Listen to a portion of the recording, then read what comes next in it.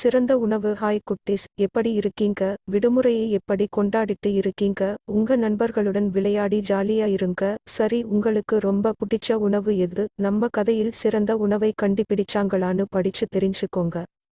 ராஜ்ஜியத்தில் அரசர் நன்றாக ஆட்சி புரிந்து வந்தார். மக்களும் அவரது ஆட்சியில் மிகவும் சந்தோஷமாக வாழ்ந்து வந்தார்கள். திடீரென அரசருக்கு ஒரு சிந்தனை. அவருக்கு இந்த உலகத்தின் சிறந்த உணவை உண்ண வேண்டும் என்று தோன்றியது. உடனடியாக ஒரு உத்தரவை பிறப்பித்தார். உலகில் தலை சிறந்த உணவை யார் தருகிறார்களோ அவர்களுக்கு பொற்காசுகள் கொடுக்கப்படும் என்றார்.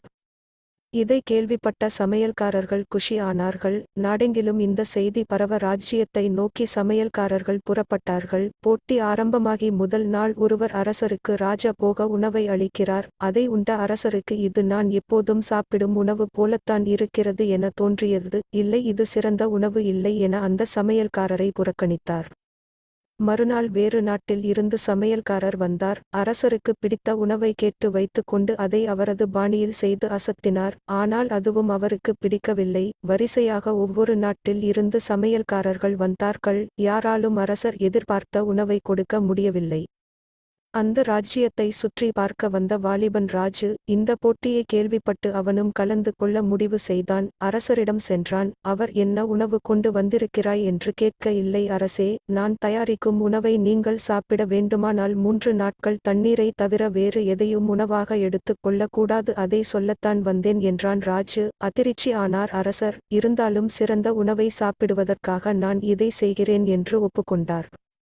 ராஜு சொன்னது போல 3 நாள் கழித்து அரசரை காண சென்றான். அரசர் பசி மயக்கத்தில் இருந்தார். 3 நாள் சாப்பிடாத மயக்கத்தில் இருந்ததால் அவசரமாக அந்த சிறந்த உணவை கொடு என்றார் அரசர். ராஜு ஒரு பாத்திரத்தில் வெறும் வெள்ளை சாப்பாடு மற்றும் உப்பை கொடுத்தான். அரசர் இருந்த பசியில் அதை சாப்பிட்டு முடித்தார். அப்பப்பா, அருமையான உணவு என்றார் அரசர். ராஜு, சரி, அப்போ நான் சிறந்த சமையல்காரன் என்பதை ஒப்புக்கொண்டு பரிசுகளை தாருங்கள் என்றான். கோபப்பட்ட அரசர், நீ என்னை ஏமாற்றிவிட்டாய். பசி மயக்கத்தில் இருந்த என்னிடம் வெள்ளை சாதத்தை கொடுத்தாய் என்றார். ராஜு குறுக்கிட்டு, நீங்கள் சிறந்த உணவு வேண்டும் என்று சொன்னீர்களே தவிர அந்த உணவு இப்படித்தான் இருக்க வேண்டும் என்று எந்த விதிமுறையும் நீங்கள் சொல்லவில்லை. மேலும் தினமும் விதவிதமான உணவுகளை நீங்கள் தேர்வு செய்து சாப்பிட்டதால் உங்களுக்கு சிறந்த உணவு எது என்று கண்டுபிடிக்க முடியவில்லை. நான் சொன்னது போல் நீங்கள் உணவை எடுத்துக் கொள்ளாமல் தண்ணீர் மட்டுமே அருந்தி வாழ்ந்ததால் இந்த சாதம் கூட உங்களுக்கு அமிர்தமாக தெரிந்தது. அது நீங்கள் சாப்பிட்ட விதத்தை வைத்தே சொல்லலாம் என்றான்.